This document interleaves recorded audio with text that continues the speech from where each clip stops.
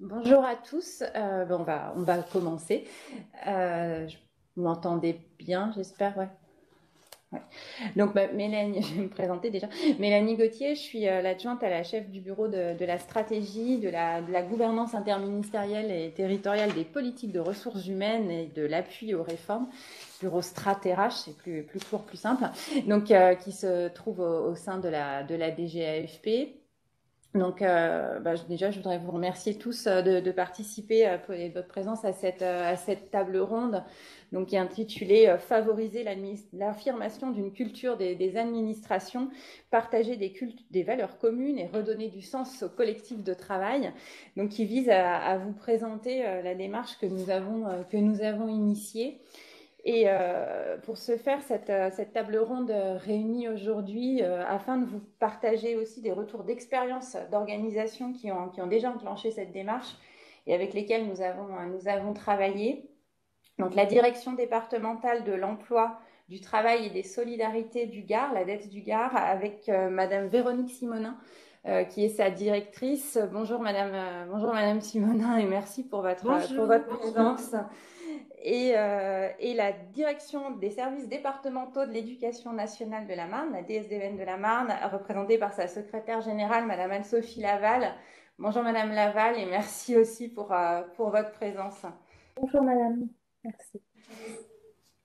Donc pour animer cet échange autour de moi, donc l'équipe qui est en charge de ce projet au sein du bureau StratRH et qui coordonne cette démarche et anime les ateliers, donc Anna Zoulet, Vanessa Antonetti et Erika De Culti. Bonjour.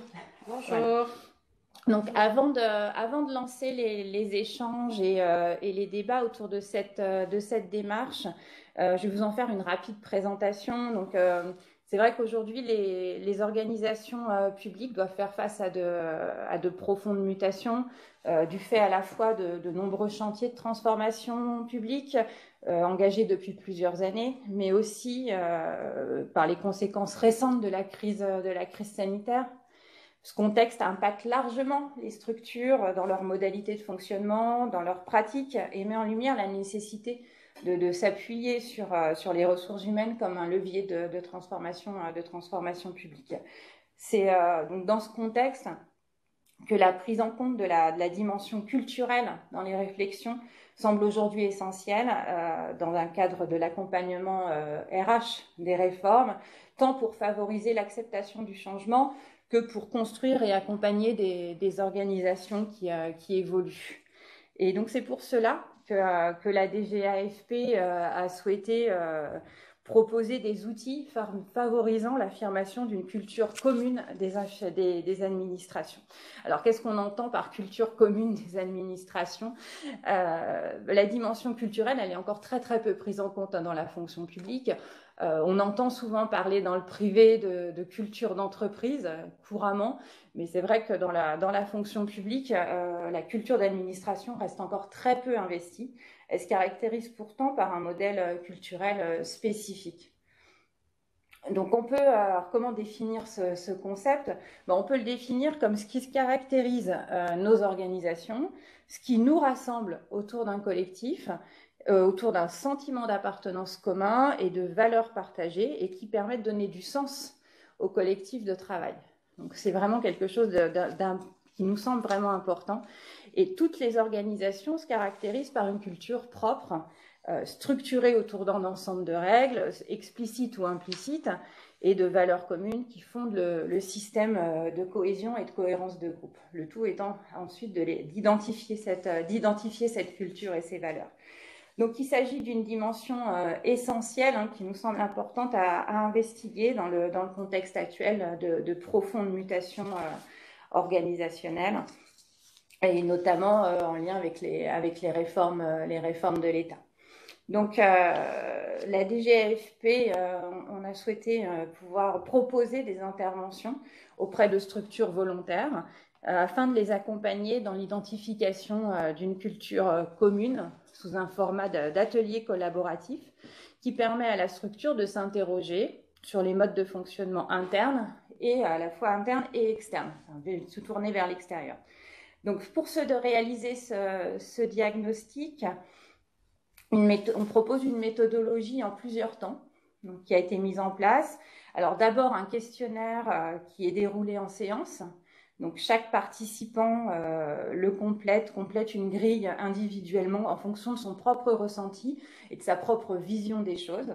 Et ensuite, l'atelier comporte une analyse des résultats. Donc chaque participant se positionne en fonction des résultats au questionnaire sur 2 matrices, une sur la logique interne et une sur la logique externe. Et cette analyse des résultats est vraiment un temps d'échange et ça permet voilà, d'analyser, à chacun de s'exprimer. Et c'est vraiment un temps important et essentiel dans cette démarche. Donc cet atelier, il permet de poser un diagnostic. Il n'offre pas de solution clé en main, mais il permet d'ouvrir des pistes de réflexion. Et on le verra avec nos 2 témoins tout à l'heure, mais ça s'inscrit à chaque fois dans des démarches plus larges.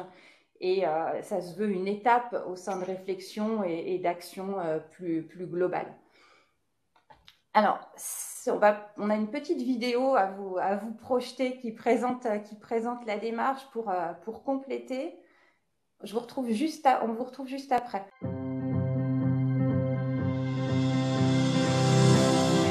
Avez-vous déjà réfléchi à la place de la culture dans votre administration ? Les organisations doivent s'adapter au changement, mais aussi construire de nouveaux collectifs de travail dans un contexte de transformation. Véritable levier de transformation, la culture se caractérise par un ensemble de valeurs communes, comme la loyauté et l'engagement, qui permettent de donner du sens au collectif de travail. Elle renvoie à des principes explicites ou implicites qui définissent et caractérisent l'organisation. Ce que l'on perçoit de la culture, ce sont les manières de faire, d'interagir ensemble, les modes de fonctionnement. Pourquoi identifier la culture de son organisation ? Engager une réflexion autour de la culture de son administration peut intervenir dans de multiples situations pour accompagner une transformation ou une réorganisation, pour renforcer la cohésion de son collectif de travail, pour améliorer l'attractivité de son organisation et valoriser ses forces. L'accompagnement proposé par la DGAFP. La DGAFP apporte son expertise pour vous accompagner dans cette démarche. Grâce à une solution basée sur l'intelligence collective, la DGAFP vous propose un regard innovant sur la culture de votre administration. L'écoute et le partage sont les facteurs clés pour redonner du sens au collectif de travail. Êtes-vous prêt à faire de la culture un levier de transformation dans votre administration ? La DGAFP est à votre disposition pour vous accompagner.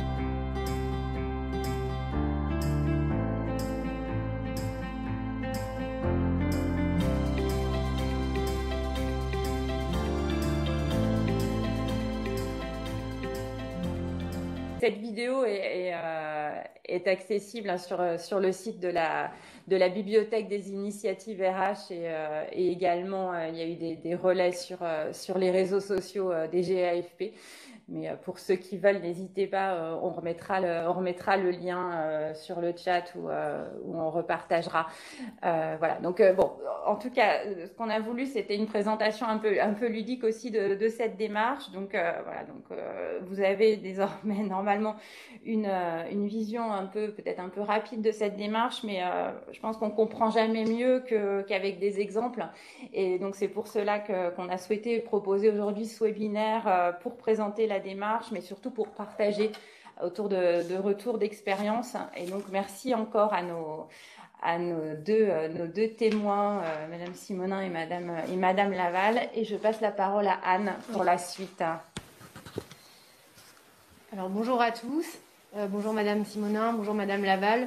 Comme le disait, et merci Mélanie, comme nous disait Mélanie, donc nous allons passer à un temps de retour d'expérience, un temps d'échange qui va nous permettre justement de pouvoir concrètement comprendre plus finement le sujet et avoir des exemples. Donc encore merci à Madame Simonin et Madame Laval de vous être rendues disponibles aujourd'hui pour ce petit temps de partage. On va commencer, donc on vous invite peut-être dans un premier temps à pouvoir vous présenter un petit peu plus finement toutes les deux et aussi nous présenter surtout le contexte dans lequel votre structure et vous-même avez souhaité engager une réflexion et un travail autour de la culture d'administration.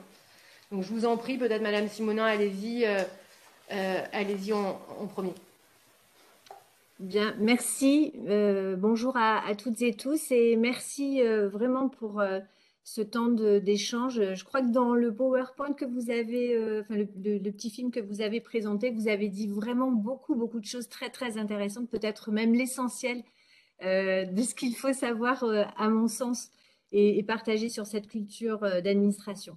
Voilà, donc Véronique Simonin, je suis directrice de la DETS, Direction départementale Emploi, Travail, Solidarité du Gard, qui est une administration qui s'est créée au 1er avril 2021 sur tout le territoire français et qui est issue du regroupement de 2 administrations, les directions départementales de la cohésion sociale et les directs. Donc deux administrations issues de 2, voire plusieurs ministères différents. Voilà pour la présentation. Je ne sais pas si je continue ou si je laisse Madame Laval se présenter et ensuite on enchaîne. Peut-être continuer directement et puis on passera ensuite la parole à Madame Laval. Très bien. Alors, pourquoi effectivement avoir travaillé ce sujet dans le cadre de la préfiguration de la DETS du Gard? Tout simplement parce que nous avons connu depuis 2010 un certain nombre de réformes au sein des services de l'État. Et en 2010, ont été créées les directions départementales interministérielles. Ça a été l'occasion, dans le cadre de ces créations, de réunir en fait plusieurs ministères, plusieurs agents et fonctionnaires de différents ministères, avec des périmètres d'intervention, mais surtout des référentiels professionnels totalement différents. Et on s'est rendu compte qu'au bout de quelques années, la cohésion d'équipe n'avait pas forcément émergé tout de suite parce que nous n'avions pas pris le temps nécessaire au départ de la création de ces directions interministérielles de travailler l'interconnaissance et de partager les cultures des uns et des autres. Donc nous avons mis énormément de temps, nous avons perdu beaucoup de temps à la création de ces DDI en 2010 pour pouvoir justement créer cette culture, la culture de la direction de la cohésion sociale. Donc lorsque les réformes sont apparues pour créer les DETS, nous avons anticipé fort de cette expérience et nous avons souhaité effectivement travailler dans le cadre de la préfiguration tout de suite le positionnement de la culture. Ça a été pour nous l'occasion de faire connaissance. Je rappelle quand même que les directions emploi, travail, solidarité, c'est plus de 5 ministères d'origine différente, avec des statuts différents, des corps différents, des formations différentes et donc forcément des référentiels différents. Et nous avions besoin de reposer, de partager en fait ces cultures que nous ne connaissions pas forcément, pour poser ce qu'on a appelé nous dans le cadre de nos travaux les bases de notre maison commune. Ça c'était très important. Parce que l'idée derrière ce partage-là, c'était de pouvoir construire la nouvelle communauté de travail. Qu'est-ce qui allait nous rapprocher? Quelles étaient nos différences? L'idée n'était pas de les gommer, mais bien au contraire, de pouvoir les mettre en évidence pour voir à quel moment on pouvait se rejoindre. C'était de valoriser les compétences et les expertises. Et donc, nous avions besoin de travailler cette nouvelle communauté de travail. Alors, pourquoi ce besoin de travailler la nouvelle communauté de travail? Ben, tout simplement pour, vous l'avez dit très justement, c'est travailler un projet commun, donner un sens commun à cette nouvelle administration. Et puis surtout, pouvoir positionner cette administration dans un nouvel environnement administratif.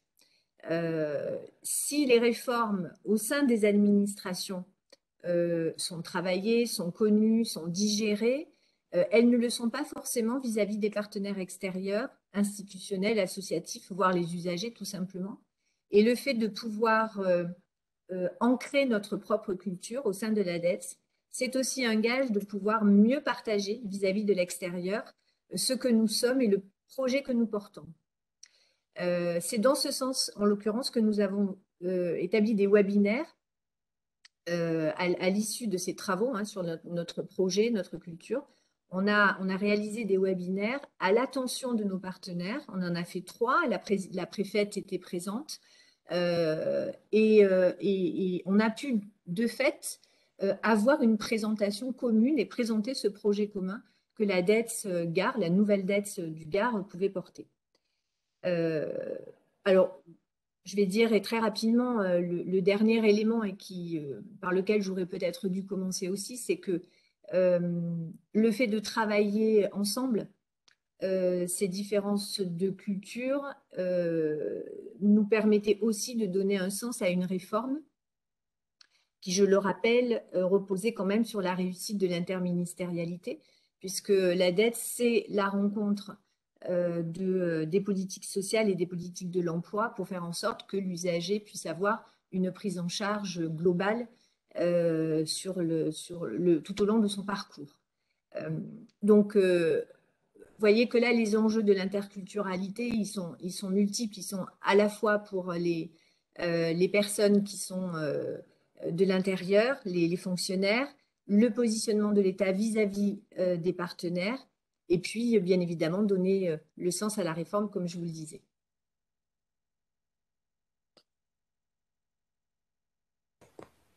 Merci, Madame Simonin.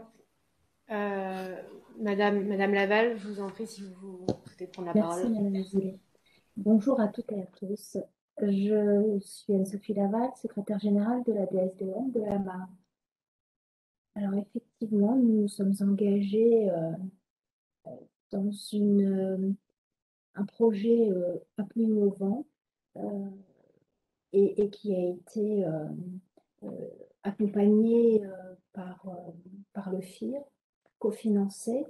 Donc, si je pose le projet, nous sommes, et si je présente la DSDN en tant que telle, nous sommes 94 agents avec 60 agents administratifs, ça représente 437 écoles, le département, 59 collèges, 29 lycées, 12 circonscriptions, 103 000 élèves et 7 600 personnels enseignants. Donc, vous voyez qu'en termes d'usagers, nous avons quand même une grande masse. La DSDN est une structure déconcentrée, mais qui voit évoluer ses pratiques de travail, tant sur le plan des techniques de l'information que sur le plan des modalités. Le télétravail, et ça, nous avons tous été impactés. Ça implique alors une relation à l'usager qui évolue, avec des exigences aussi des usagers. À partir de ce constat, nous avons souhaité faire évoluer notre mode de fonctionnement en nous engageant dans une démarche de DSDN apprenante. L'objectif que nous poursuivons actuellement, c'est de rendre les agents confiants, performants, afin que le service à l'usager soit de plus en plus efficient et que parallèlement, nos agents s'installent dans une QVT beaucoup plus acceptable que leurs conditions de travail actuelles. La réussite de ce projet repose sur la conduite du changement et de tous les agents de la DSDN, y compris l'équipe de direction. Dans le cadre de notre projet, nous avons activé plusieurs leviers. Les modules de formation, maîtrise de l'environnement professionnel, avec un accompagnement des agents, de l'encadrement intermédiaire, des ateliers de retex, des ateliers de co-développement, et nous avons mis également en place un réseau social local.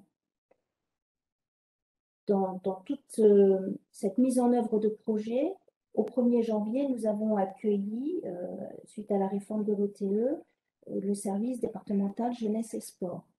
Et là, le choc des cultures.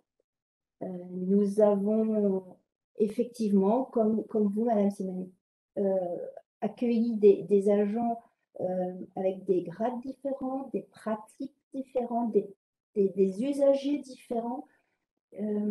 Et l'objectif, c'était de donner un sens du collectif et des points de convergence existent. Donc l'idée, c'était vraiment de pouvoir travailler ensemble. Nous avons beaucoup de sujets en commun, mais des approches différentes. Nous sommes très hiérarchisés si nous restons dans les agents de la DSDEN. Les services départementaux jeunesse et sport, beaucoup plus autonomes, avec une prise d'initiative beaucoup plus importante. Donc tous ces ajustements, ça va être un travail un peu long, mais ce qui est assez enthousiasmant, c'est que avec le diagnostic que la DGAFP a posé, on a déjà commencé à mettre quelques briques et le travail interservice, par exemple, ça y est, il est parti, il est initié. Ça a permis de découvrir et de verbaliser finalement tous ces non-dits. Et puis ce temps de travail en atelier, ça a été aussi un regard réflexif sur les valeurs, sur ce que l'on fait, sur nos missions. Et les agents ont complètement adhéré. C'était une forme de travail complètement innovant pour eux. Et, et je crois que ça a été plutôt une grande réussite. Voilà, je voulais vous partager.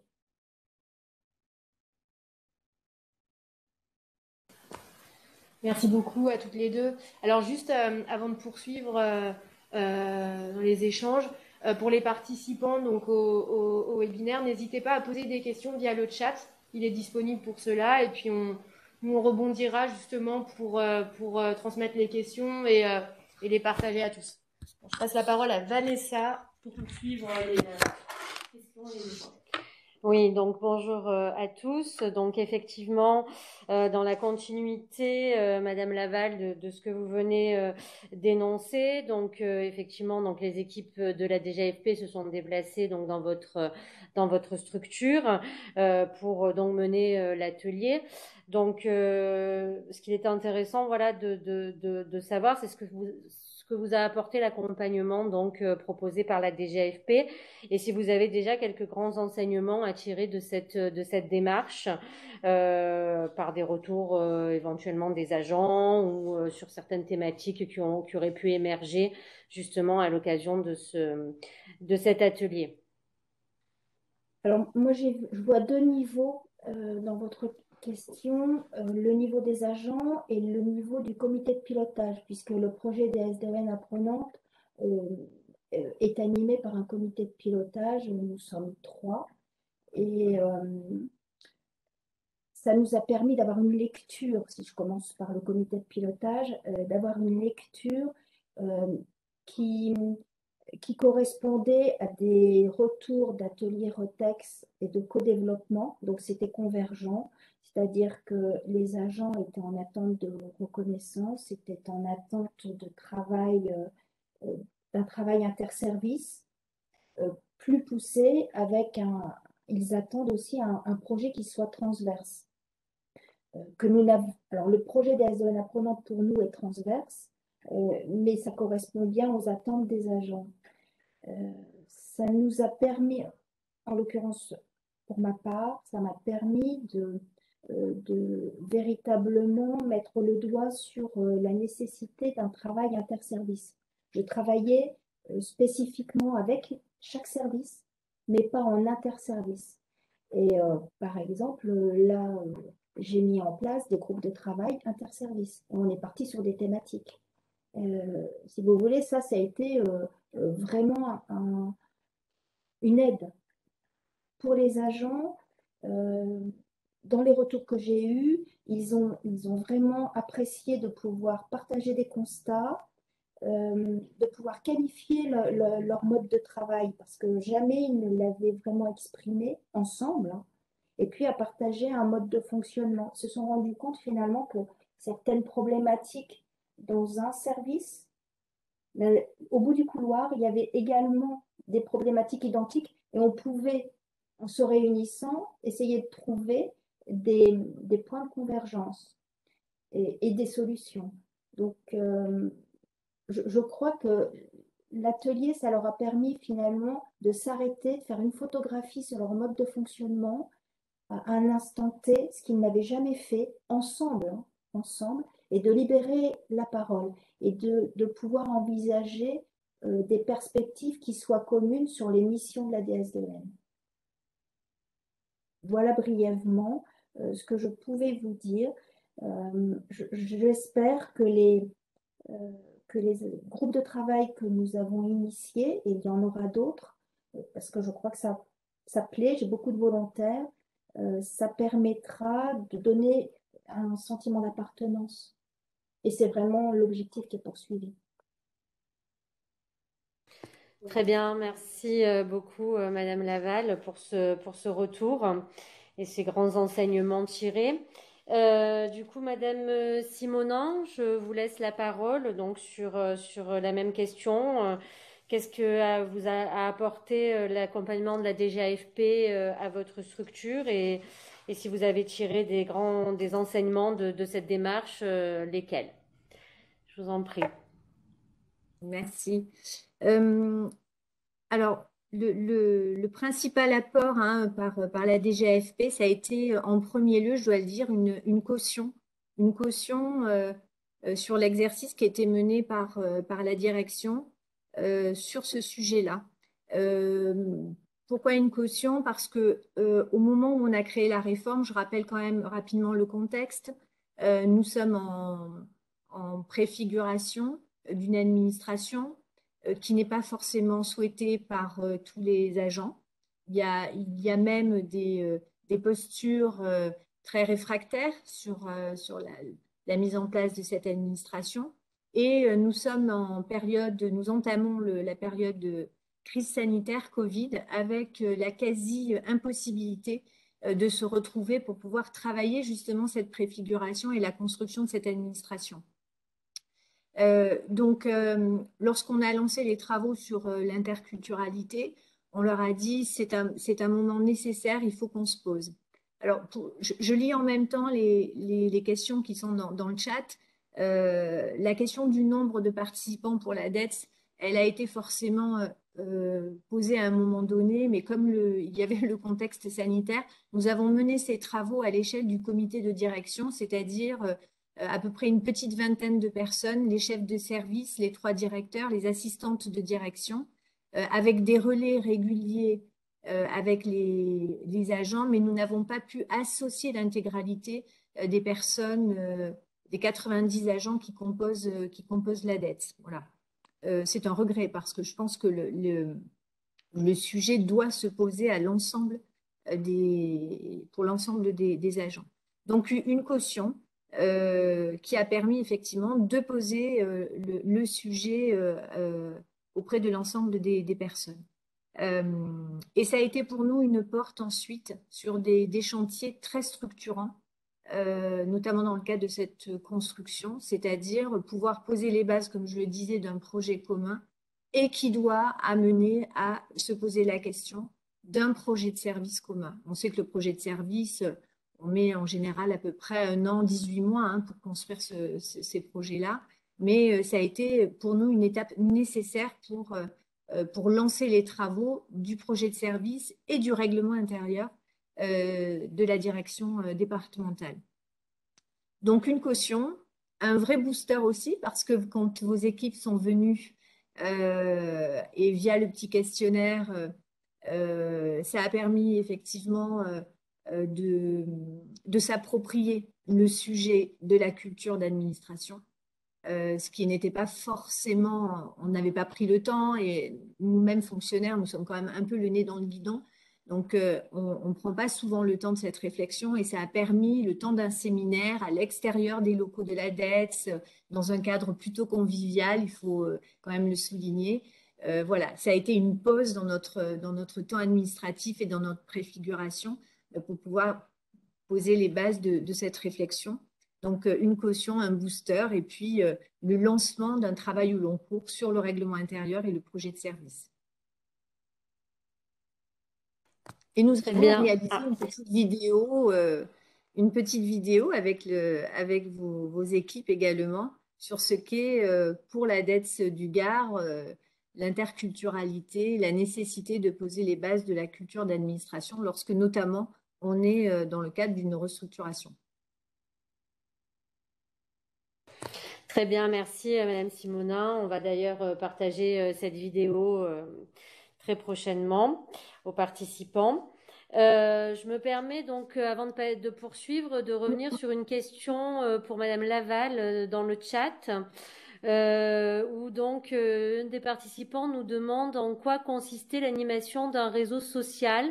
Concrètement, qui l'animait? Madame Laval.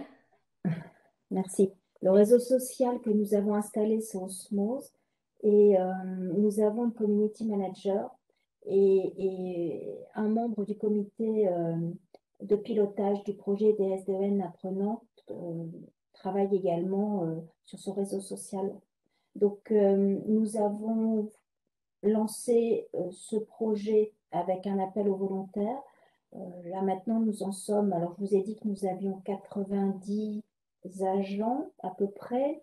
Nous en avons une soixantaine d'administratifs sur site, puisque nous avons des sites à l'extérieur de notre site administratif, pour lesquels le réseau social n'est pas encore mis en place.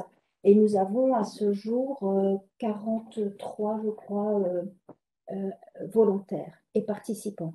L'idée de ce réseau social, c'était dans le cadre du confinement et plus largement des modalités de télétravail, de garder un lien entre les agents eux-mêmes et le chef de service et les agents.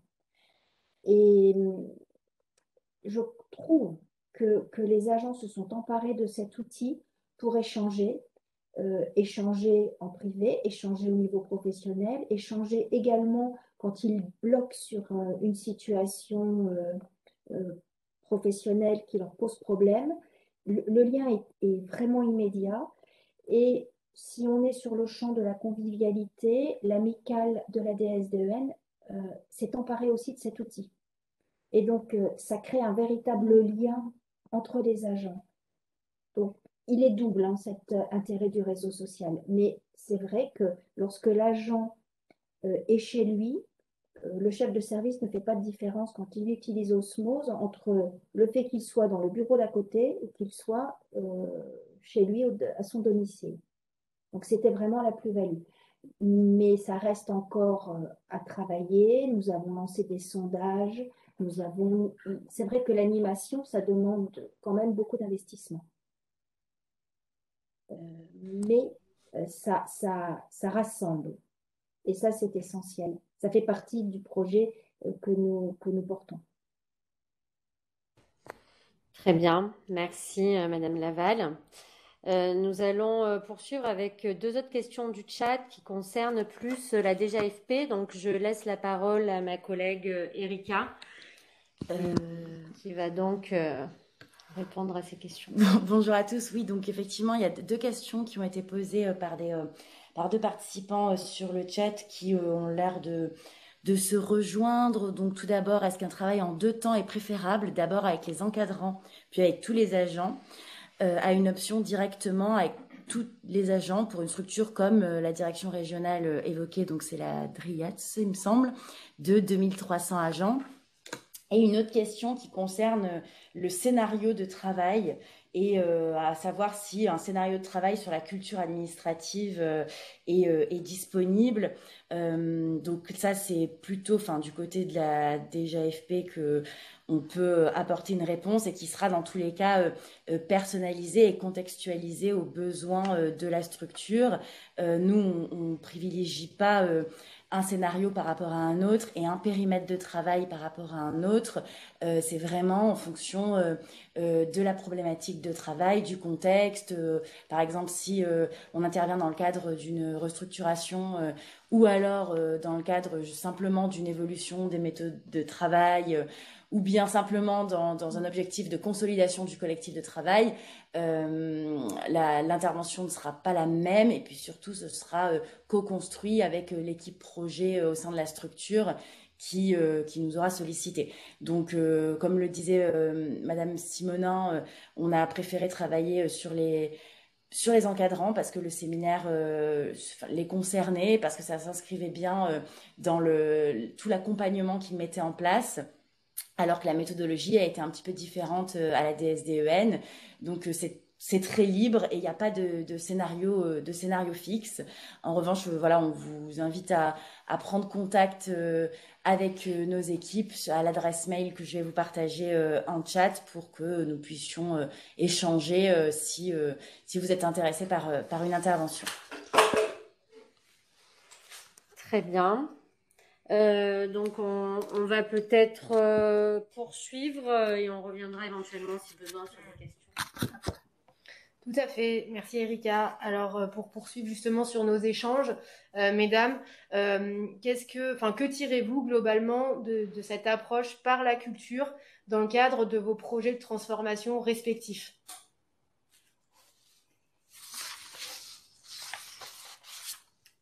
Alors, Madame Simonin, je vous en prie.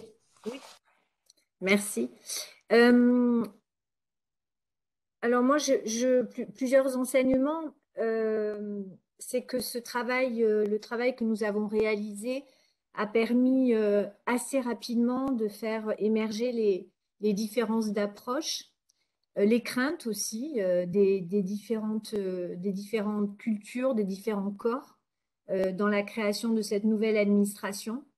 Ces craintes, c'était la peur de disparaître, la peur que l'identité de ces corps puisse être gommée par rapport au collectif, que le collectif prenne le pied sur ces différences-là. Donc tout cela a été posé au cours de la journée et ça nous a permis de fait de pouvoir faire émerger beaucoup plus rapidement donc, ces différences afin de pouvoir poser le cadre commun et comme je le disais, de pouvoir passer tout de suite aux outils structurants de cette nouvelle direction que sont le projet de service et le règlement intérieur. On a partagé, ça a pris un peu de temps, hein, mais on a pu partager une vision commune autour d'un projet de travail commun. Et ça, c'était important, comme je le disais, parce que ça a permis de fait de renforcer la cohésion du groupe. Tout n'est pas parfait. Il ne faut pas croire qu'en 6 mois de travail, de réflexion, de partage sur le sens, les valeurs, le projet commun, on est arrivé à faire en sorte que tout le monde soit dans un fonctionnement harmonisé et homogène. Ce n'est pas le cas, mais ce n'était pas le but non plus. On a souhaité, à travers ce travail, faire en sorte que chacun trouve sa place dans la nouvelle organisation et trouve sa juste place dans le respect des autres. Ça me semblait important aussi. C'est vrai, comme le disait la collègue de la Marne, on a vraiment des cultures très différentes, des fonctionnements très hiérarchisés, des fonctionnements très autonomes.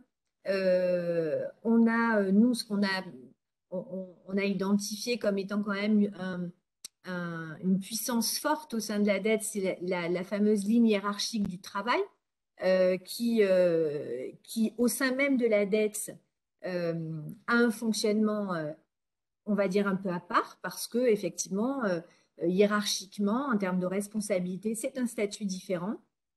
Mais pour autant, il fallait qu'on travaille effectivement ce besoin d'intégration au sein d'une communauté de travail conjointe. Je ne sais pas s'il y aura d'autres réformes. Je pense que cette approche par la culture, elle est essentielle. Essentielle pour pouvoir redémarrer une nouvelle administration. Avec effectivement un tout petit écueil, c'est qu'on a pris beaucoup de temps pour travailler les bases de cette culture commune. Et ça va prendre encore du temps pour pouvoir effectivement s'intégrer dans cette nouvelle administration, ce nouveau projet commun. Mais on sait qu'on n'est pas à l'abri de nouvelles réformes dans 10 ans, dans 15 ans. Et la difficulté aujourd'hui, c'est de se dire, lorsqu'on aura finalisé finalement cette culture commune, lorsqu'on aura enclenché ce travail-là, quelles seront nos marges pour pouvoir s'adapter à une nouvelle réforme, pouvoir intégrer éventuellement d'autres collègues ou pouvoir anticiper le fait que, comme les collègues de jeunesse, sport, vie associative qui étaient antérieurement dans les directions de la cohésion sociale et qui sont partis à l'éducation nationale, vous voyez, ce va-et-vient finalement des agents dans les administrations et qui, à un moment donné, ont une place et vont en trouver une autre. Voilà, cette difficulté à rendre la culture d'administration elle-même agile et adaptable à d'autres réformes. Ça, c'est un vrai sujet. Voilà. Merci beaucoup, Madame Simonin. Madame Laval, de votre côté, que pensez-vous de cette approche par la culture, ou du moins qu'en tirez-vous? Alors, au niveau de notre structure, votre intervention, ça a permis de mesurer l'écart entre le mode de fonctionnement actuel et les valeurs que porte notre projet des SDN apprenantes.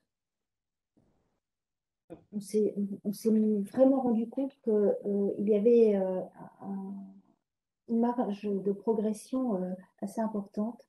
Mais cet atelier, ça a permis de visiter, de verbaliser les modes de fonctionnement. Je vous dis, on ne s'était pas arrêté du tout à cela, même au sein de notre projet, hein. Nous avions envisagé les agents dans leur globalité, mais non pas comme service jeunesse et sport, et puis les agents de la DSDEN. Donc là, ça a fait émerger quand même des différences d'approche et de la nécessité de créer, de s'enrichir et de pouvoir avoir un lien et une culture commune. Et puis, ce qui est ressorti également, c'était la variété des bénéficiaires et donc des usagers. C'est-à-dire que le service départemental jeunesse et sport a un lien très, très direct avec les partenaires, avec les associations. Donc, le retour et la reconnaissance est très rapide et ce que n'ont pas les agents de la DSDEN, qui ont soit les enseignants, si on considère qu'un enseignant est un usager, mais ça mettre entre guillemets, ou avec l'élève. Nous n'avons pas d'élèves ici.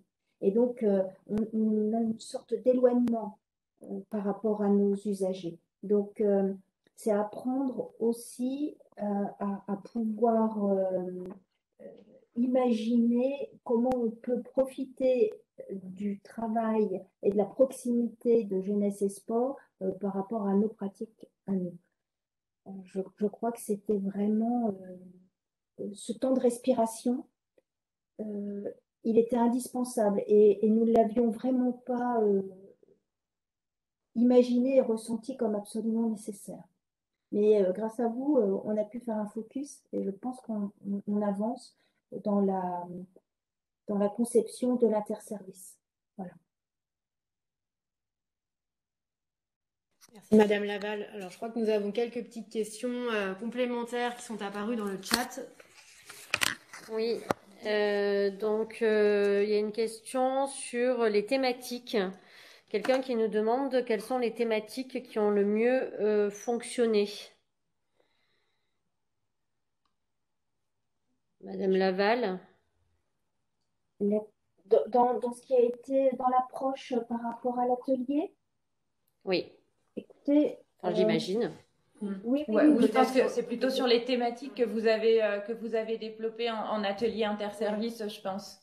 Dans votre groupe de travail. Alors, nous avons travaillé, alors, si on est sur ce biais, nous avons travaillé les contenus des formations, puisque dans notre projet, il y avait à la base, je vous l'ai dit en introduction, tout un pan de formation, puisqu'on s'était aperçu que nos agents partaient en formation moins d'une demi-journée par année. Donc, l'idée a été de les intéresser aux formations. J'ai pour cela, avec les chefs de service, étudié tous les comptes rendus d'évaluation et on a indiqué en page 4 de ces documents les souhaits des agents vis-à-vis des formations. Mais ça a été un peu descendant ce que nous avons mis en place cette année. Donc l'objectif, qui est ressorti notamment de l'atelier, ça a été, on s'est mis autour de la table en interservice et quel contenu vous souhaitez, quel format de formation vous souhaitez. Et donc, on est en cours, on en est à la deuxième réunion. On a créé aussi, à partir d'une des formations sur l'ergonomie au travail, un groupe de travail pour définir quels équipements seraient souhaitables pour chaque agent, compte tenu des informations qui ont été dispensées lors de cette formation à l'ergonomie.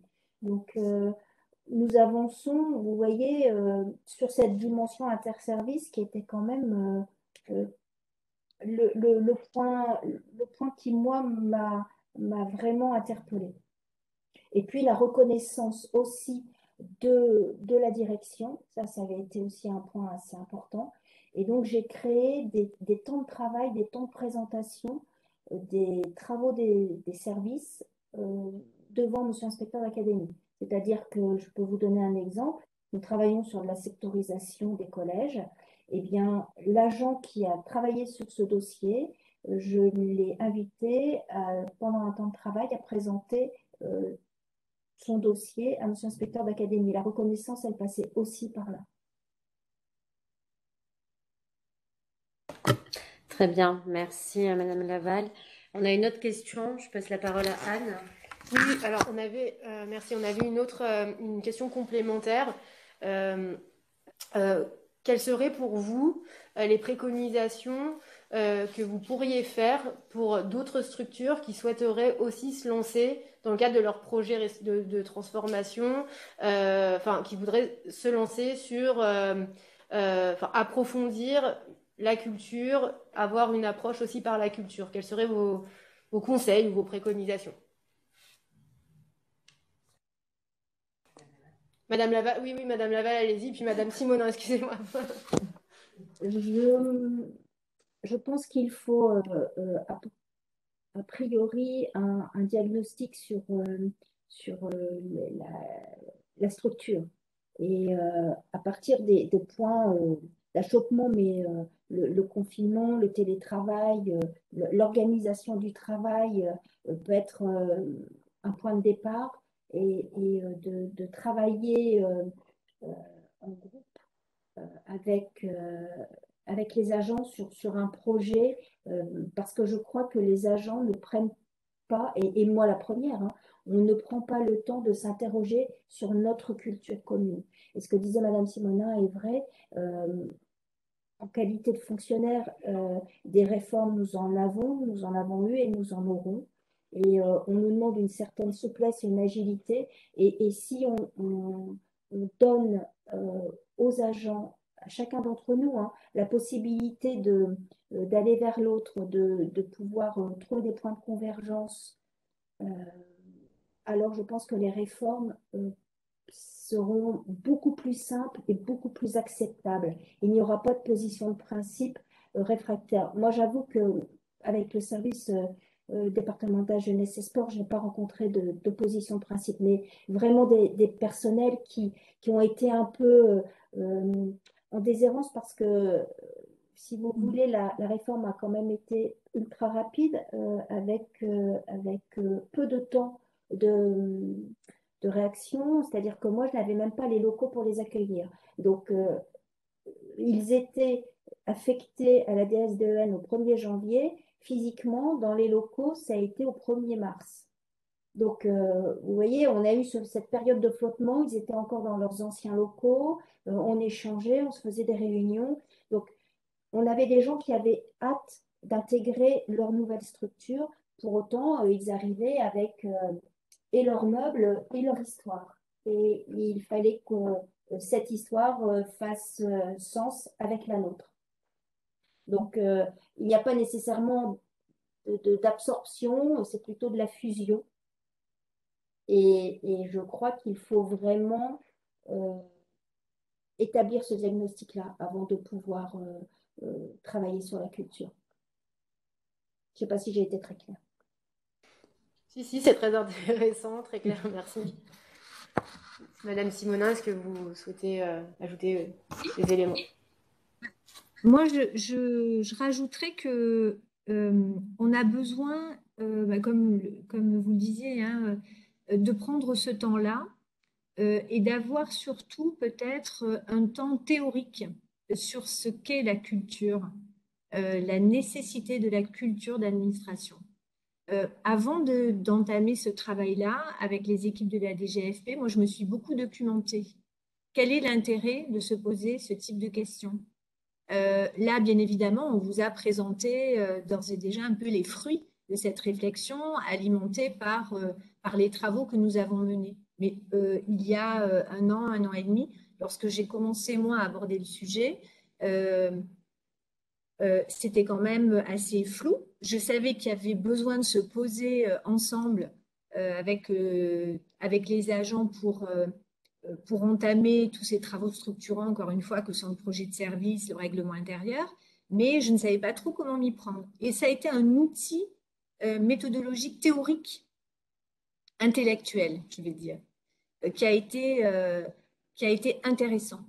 Ça a fait partie, comme vous le disiez, de la respiration nécessaire pour enclencher ce travail de réflexion commune.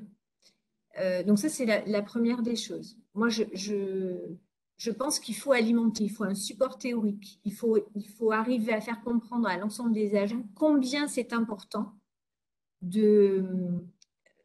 d'abord d'analyser où nous en sommes, c'est quoi notre culture aujourd'hui, qu'est-ce qu'on fait, est-ce qu'on le fait bien, est-ce qu'on est satisfait, est-ce qu'il y a des marges de manœuvre, est-ce qu'on peut s'améliorer, et du coup, le fait de poser un peu les bases de sa propre culture, ça permet de se renvoyer à des évolutions possibles et donc sans doute de recevoir encore mieux les cultures, les autres cultures. Voilà.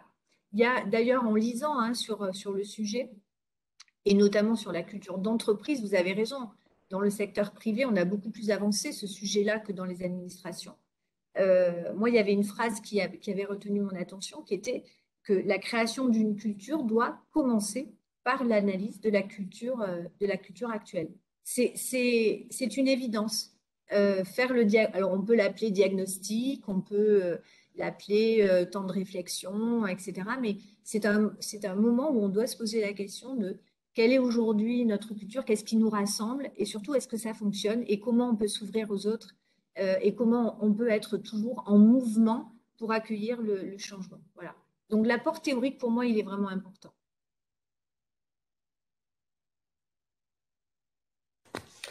Merci beaucoup, Madame Simonin. Alors, est-ce que nous avons d'autres questions sur le chat? Ouais. Alors, je te passe. Allez, à tout direct. Donc, on a une question là à l'instant. Quels indicateurs clés vous ont permis de suivre vos actions? Alors, pour le GAR, c'était pas forcément, on n'avait pas posé des indicateurs. En revanche, on a une traduction très concrète de la réussite de ce travail et c'est l'organigramme. Nous, on avait à monter un organigramme, une organisation de travail. Et donc, cet organigramme, il s'est traduit par finalement une interconnexion, une transversalité de ces différents corps et différents services au sein de nos organisations de travail. Et donc ça a été pour moi le principal, on va dire, la principale démonstration de la réussite de nos travaux sur la culture commune, où on a mixé les agents des deux administrations pour faire en sorte que l'interministérialité puisse avoir une traduction concrète. Merci. Concernant la DSDN de la Marne, nous n'avions pas posé d'indicateurs. Ma lecture alors, je reste très modeste. Hein, nous sommes au début de la conduite de ce changement et des transformations, mais le nombre de participants sur osmose, de participants volontaires, nous sommes partis, nous étions 5, nous sommes quarantaine, ce que je vous disais tout à l'heure. Donc ça veut dire, pour moi, c'est un indicateur plutôt favorable. Et lorsque nous lançons un groupe de travail et que j'ai des volontaires sans avoir besoin d'aller chercher, là aussi, c'est un indicateur plutôt favorable. Et lorsque nous lançons les formations, là où les agents ne venaient plus, ne participaient pas, là, nous avons des groupes qui sont quasiment complets. La volonté d'avancer est nette et ça fait émerger le besoin. Et pour moi, c'est ça l'indicateur. Enfin, ce sont les indicateurs.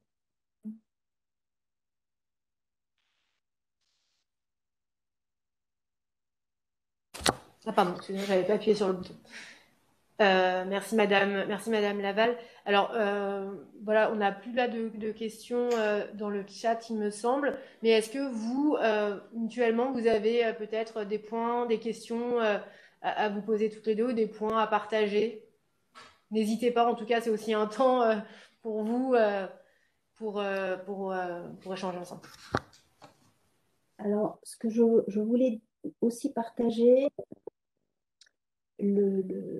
cet atelier et les conclusions, les pistes d'amélioration qui émergent, les problématiques, lorsque vous initiez cette démarche, il faut vraiment avoir en tête, votre regard a été vraiment bienveillant, mais c'est redoutablement efficace et donc ça pointe nécessairement les failles de notre organisation. Donc, il faut avoir aussi en tête que ça va vous questionner dans votre mode de fonctionnement personnel. Il faut être prêt à ça. C'est-à-dire que cette conduite du changement, il faudra vous l'appliquer. Et il y a, d'ailleurs, dans le dernier échange que nous avions eu sur le retour de l'atelier, je vous ai dit que ça piquait un peu. Oui, il y a des choses qu'il fallait forcément accepter d'entendre et rebondir là-dessus pour pouvoir capitaliser. Donc, en tant qu'initiateur, c'est vraiment quelque chose qu'il faut avoir en tête, me semble-t-il. Mais véritablement, ça m'a permis d'avancer, enfin quand je dis moi, le comité de pilotage et donc les agents. Donc c'était positif, très positif. Voilà. Merci Madame Laval. Est-ce que vous partagez, Madame Simonin, ce point, ou est-ce que vous avez aussi de votre côté des questions peut-être à poser à Madame Laval? J'aurais sans doute beaucoup de questions. Juste, moi, regretter, mais regretter que cet exercice ait été fait aussi rapidement et dans les contraintes que j'évoquais, c'est-à-dire le contexte sanitaire et le fait qu'on ne puisse pas tous se réunir comme j'aurais voulu le faire. Encore une fois, si du coup je peux faire passer un message à l'administration centrale, c'est nous donner l'occasion de prendre ce temps de façon vraiment régulière et posée pour faire cet exercice. Ce devrait être, je le dis parce que maintenant que l'exercice est terminé, ce devrait être un passage obligé dans les administrations, tellement il est riche d'enseignements, tellement il est un signe d'ouverture vers l'extérieur. Et lorsqu'on est bien dans une administration, dans une organisation, je crois qu'on renvoie des signes d'autant plus positifs vis-à-vis des partenaires, des usagers. Il ne faut pas oublier que nous sommes là pour les usagers, pour répondre à un service public. Et tout ce travail, il fait sens. On arrive du coup à créer cette communauté de travail.